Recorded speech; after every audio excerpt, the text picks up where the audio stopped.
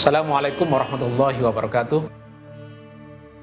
Setiap agama bukan hanya memiliki hari suci, tapi juga memiliki tempat suci.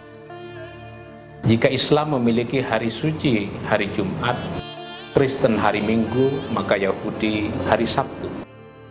Jika Islam memiliki tempat suci yang disebut sebagai masjid, maka orang Kristen punya tempat suci yang disebut sebagai gereja, sinagog bagi agama Yahudi, pura bagi agama Hindu, wihara bagi agama Buddha.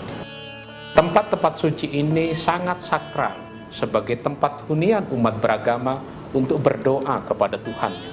Dengan demikian, begitu sakralnya tempat ini, maka ada pandangan dari sebagian umat Islam bahwa umat non-Islam tidak boleh masuk ke dalam masjid karena masjid adalah milik eksklusif umat Islam. Mari kita telusuri bagaimana pandangan para ulama mengenai orang non-Muslim masuk ke dalam masjid. Imam Syafi'i menyatakan bahwa orang non-Muslim boleh masuk ke dalam masjid sekiranya ada keperluan, ada hajat yang mendesak sehingga dia masuk ke dalam masjid. Sementara Rashid Ridha menyatakan orang non-Muslim boleh masuk ke dalam masjid kalau mendapatkan izin dari orang Islam. Fakhruddin Ar-Razi menyatakan bahwa orang non-Muslim boleh masuk ke dalam masjid kecuali Masjidil Haram. Berbeda dengan itu semua, Imam Abu Hanifah menyatakan orang non-Muslim boleh masuk ke dalam masjid baik dia ada keperluan ataupun tidak, baik dia mendapatkan izin dari orang Islam atau tidak, baik ke dalam Masjidil Haram atau tidak. Pertanyaannya, apa yang melatari sehingga terjadi perbedaan pendapat di kalangan para ulama tentang hukum masuknya non-Muslim ke dalam masjid? Rupanya ada sebuah ayat di dalam Al-Quran yang menjadi dasar perbedaan pendapat ini, yaitu ayat Al-Quran yang menyatakan innamal musyrikuna najasun fala yaqrabul masjidal harama ba'da amihim hada. Orang-orang musyrik itu didefinisikan sebagai orang-orang yang najis, orang-orang yang kotor. Dengan demikian mereka tidak boleh mendekati Masjidil Haram. Pertanyaannya, kenapa orang musyrik disebut sebagai orang yang kotor? Kekotoran yang mereka miliki bukan hanya karena mereka menyekutukan Allah, tapi orang-orang musyrik ini dilarang masuk ke dalam Masjidil Haram karena mereka bukan hanya mengotori dari sudut keyakinan, tapi juga mengganggu aktivitas peribadatan umat Islam. Sejak saat itu, maka Masjidil Haram tidak lagi dimasuki oleh orang-orang non-Muslim. Dalam konteks kita sekarang ini, apakah pandangan yang melarang orang non-Muslim ini bisa diikuti? Rasa-rasanya sekarang tidak ada lagi orang Islam yang mempersoalkan tentang boleh dan tidak bolehnya orang non-Muslim masuk ke dalam masjid.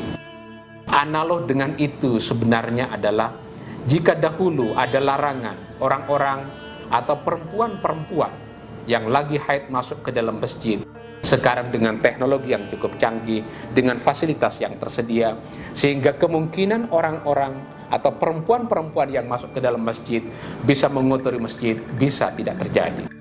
Orang-orang musyrik yang tidak punya tendensi negatif untuk menghancurkan masjid, untuk mengganggu aktivitas di dalam masjid, rasanya tidak ada masalah sekiranya mereka mau masuk ke dalam masjid.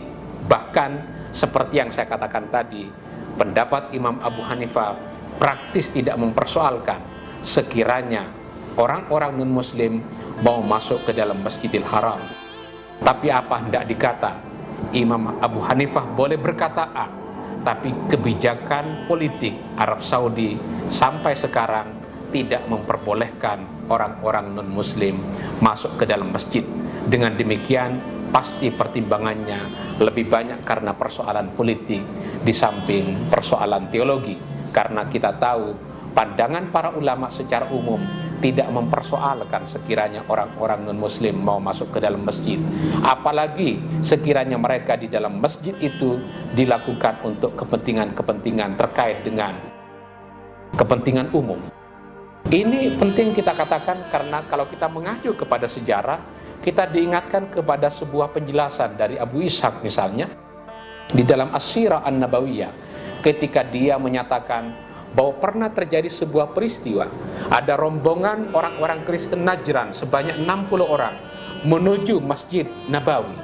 Apa yang terjadi? Nabi Muhammad memberikan masjid, memperkenankan masjid untuk ditempati kebaktian oleh orang-orang Kristen. Jika Nabi saja tidak mempersoalkan masjid dijadikan sebagai tempat kebaktian, apalagi kita umatnya, umat Nabi Muhammad sallallahu alaihi wasallam. Dengan demikian tidak keliru kalau di berbagai daerah di Indonesia tidak jarang satu rumah ibadah bisa ditempati oleh berbagai macam jenis upacara keagamaan. Bisa ditempati kalau hari Jumat sebagai tempat ibadah salat Jumat, kalau hari Sabtu, kalau hari Minggu ditempati oleh umat agama lain, karena tempat suci pada hakikatnya suci kalau dipakai untuk hal-hal yang suci, bukan hal-hal yang kotor. Demikian, wassalamualaikum warahmatullahi wabarakatuh.